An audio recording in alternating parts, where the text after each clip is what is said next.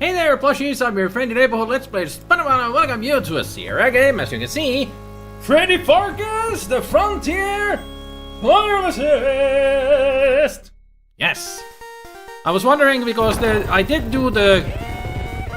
recently did do a questionnaire on what type of a game you want me to do a long play series of, and you wanted adventure, and I thought of, I can't think of any LucasArts game that I haven't played yet. So I decided I'm gonna go with a Sierra game, and I'm going with Freddy Pharkas Frontier Pharmacist. A game by LO of all people. And it's a fun game. I used to play this a long time ago, so I barely remember anything. Act 1, Living the COARSEGOLD Dream.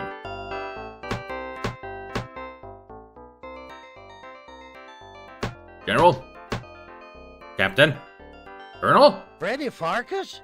You was asking about Freddy Pharkas? Worry? The man what saved COARSEGOLD, only nobody knowed it was him? Didn't know I was asking. Why, just hop up here on old Whitland Willie's lap, and I'll tell you all about it. I don't trust your face, so I'm not gonna sit there. A bit more to the right. That's got it. Sit right there. Oh, no. Thank you. Now, Hello, if humor. I remembers this right, it's been quite a few years. My brain's getting a mite rusty. Oh, that's right. It all started when Freddy went to open up the pharmacy one day, way back in the spring of 1888, as I recall. 1888. Also, I didn't want to click anything because I thought it was gonna skip the text in the scroll. And if I was gonna touch anything, it's gonna skip all the speech and everything, so I didn't want to touch it. Nice way of getting the detail and everything. So volume up, speed a little bit up, text up, please. As it says in Space Taxi. So start. Now I'm gonna be doing a lot of saves in this because it's a Sierra game. And there is a way to soft lock the game in certain parts. You gotta be careful. But it's a really fun game, and best part is the voice acting. Especially our Freddy Pharkas, because he is actually voiced by Cam Clark. If you don't know who Cam Clark is, you have been living under a rock. He's one of the best voice actors I have ever known. And I do enjoy his voice in so many roles. Liquid Snake from Metal Gear Solid. Leonardo from the original Teenage Mutant Ninja Turtles cartoon. He voiced the male blood elf in World of Warcraft. Then so many other roles that I can't really think about right now because he's got like 30 years of voice acting behind him. And he's still doing voice acting a lot. And he's one of the best. Anyway. Oh, let's see what we got here. You've always assumed the Golden Balls Saloon must once have been a pawn shop. Why? It's a saloon.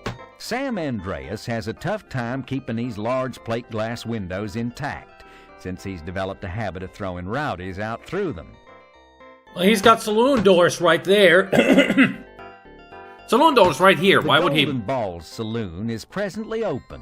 Since it only has swinging doors, it's always open. So yeah, why don't he throw people out that? Many an early morning customer of yours has spent the night sleeping on these well-stained boards. Rain barrels are such an important aspect of life in an arid, drought-scourged landscape like this. It actually Water was. running off the building's roofs is channeled through gutters and downspouts into storage. Oh, wait a minute. This is just no whiskey barrel. Forget it. I mean, they can turn that into a rain barrel. The whiskey gives it a nice little side taste to the water. You just drink of it, you're like, tastes like whiskey, but I ain't getting drunk from it. Woohoo! Mom's Cafe must have good food. It's where all the stagecoaches stop. And it's also the place where everybody gets their food from, I assume. Did they have cafes back in the day, in 1888? I don't think so. This poor guy got left behind when his troop went through. He had dysentery. Not He's gonna make it since to... recovered, but Dr. Gillespie's cure seems to have affected his mind, as he still thinks his company will return for him. Well, if you had dysentery, you're not gonna make it to Oregon. Just saying. Peering through Mom's greasy glass, you can see she's open for business. You've always been fond of Mom's cooking. At least the first time it goes down. Oh, is it one of those kind of cookings that first bite is like, yeah, second bite. And third bite is like, and fourth bite is, Taking a serious look at yourself, you decide you like what you see. I mean, if you don't like what you see when you look at yourself in the mirror, low self-esteem or just gotta look better. Or morning hair. These little self-introspective chats are fun, aren't they, Freddy? They usually are. Why, it's Mrs. O'Hanahan and her darling little boy, Rocco. The last time they were in your shop, you only lost $17.39 in breakables. God willing, they won't be needing any prescriptions filled today. That boy needs to learn. Where's Rocco? I don't see the boy with him. Do I look like I have time for idle chit-chat? Maybe you did. Honestly, some people think that just because a woman works at home, she has scads of free time. Well, let me tell you, I don't. I have the washing, the ironing, the cow to milk, the butter to churn, the barber shop to sweep out, the books to keep. Wow. Well, I could just go on and on and on. But as usual, I'm in too much of a hurry, and a lady never complains about her lot in life. No, don't you mean abs? All the women round here are ladies, of course. Why, the stories I could tell you about some of these women. Not Juicy that gossip? I know any of them personally, of course. But one does hear talk round the barbershop, you know. That's where you get all of your gossip. Really, I'm too busy to be standing around like this. Good day. Well, it's good to know that they're doing real busy and all that right there, that you don't have any time to jabber on about all kinds of stuff. Just standing around here for a minute moment, just to tell you that you cannot be standing around here for a minute moment to be telling us about the stuff that you cannot talk about because you're so busy. Get the joke already? You do your peepin' Freddy routine with the hotel window. Furtive shadows steal across the walls inside. What little light seeps into the hotel plays teasingly at vague forms and shapes. How nauseatingly poetic. You're describing things, so you have to be nauseatingly poetic. The door to the hotel is locked. I wonder The why. hotel was shut down unexpectedly. This put a total of 2 desk clerks and 5 working girls out of jobs. Fortunately, there weren't any maids, or they'd have been fired too. Well, the working girls can go to the saloon. It's a better place for them. They can do dancing and all that on the stage, instead of just being working girls. It's an opportunity moment. You are surprised to see Billy, the town handyman, boarding up the Dirty Sheet Hotel. Why are you surprised? It's his job. Billy, the town handyman and jack of all trades, is boarding up yet another COARSEGOLD business. The Dirty Sheet Hotel, the finest hostelry in all of eastern Madera County. Nice. Okay, so maybe it was only the best after that other hotel was shut down, but in its day, the Dirty Sheet was really something. Say, Hey. Billy, when did the old dirty sheet fold?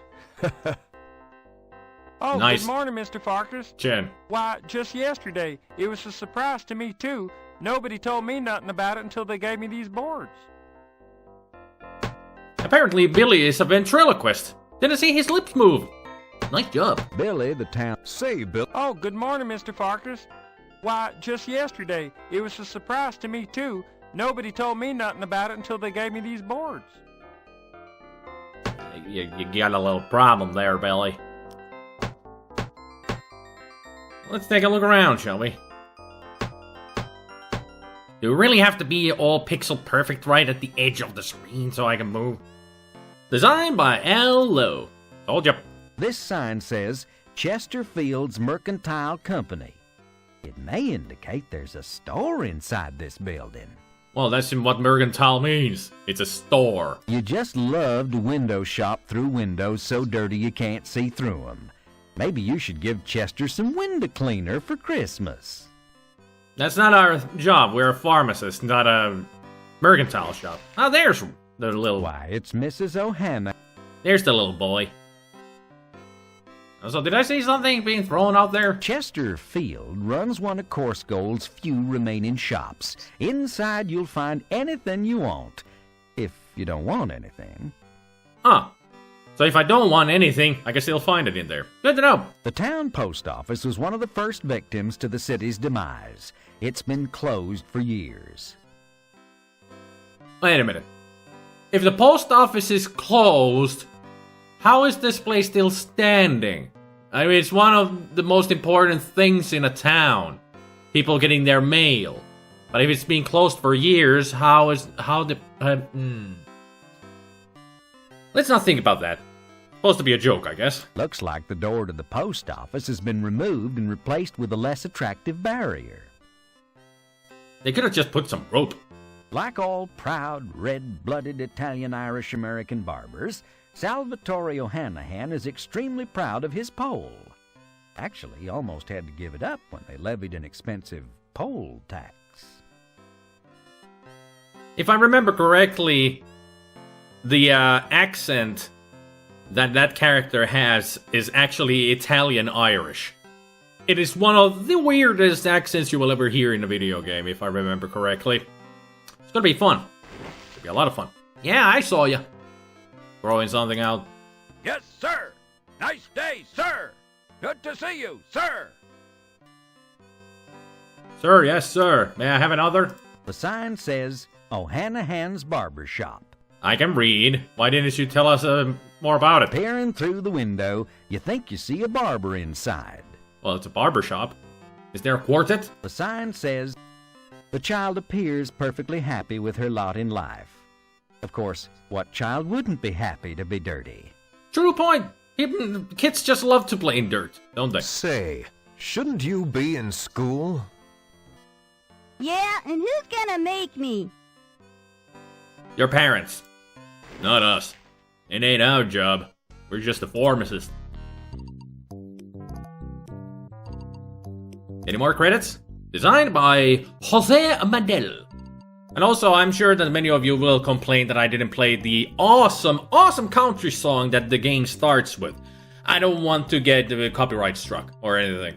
I don't know if that song at the beginning is like copyrighted or anything. So I don't want to get into trouble. Besides, with the algorithm, it can easily get me into trouble. So, had to skip it. But it's an awesome song. If you want to hear... It tells the origin story of Freddy Pharkas. If you want to hear it, find it somewhere. I ain't risking my video playing it here.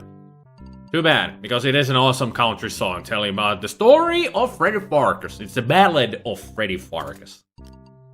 Someone with a higher IQ than most of the folks in town correctly painted sheriff here. Yeah. Instead of sheriff, like in Twimbleweed Park. The sheriff's window. Not very good at keeping out the rain, but at least nobody's liable to break in. Of course, who'd want to break in? Maybe somebody wants to steal their guns. This is the door to Sheriff Checkham P. Shift's office. It contains a small jail cell, just big enough to hold one or two innocent bystanders. What do you mean innocent? The sign says tall and thin shop, and hey, it's right. That's just about the tallest and thinnest shop you've ever seen. Same here. No, actually, that's the second tallest and thinnest shop I've ever seen. The tall and thin shop. The owner narrowly escaped with his life once when he was discovered short-changing customers. The sign says PP's Playhouse, or it used to anyway. Now it looks more like PP's Delayhouse. Yeah. If the old falls off, then it would be a layhouse. Can't you read? The sign on the door says closed. I got my reading glasses on. Let me check. Yep, it said closed, all right. This was COARSEGOLD's Opera House, Ah. PP's Playhouse. It was shut down by unpopular demand several months ago after the owner was found necking with a lamb during a performance of Bet's Feast. Interesting choice of a opera. And also, too bad it's not Pee-wee's Playhouse, because then this place would be talking to us.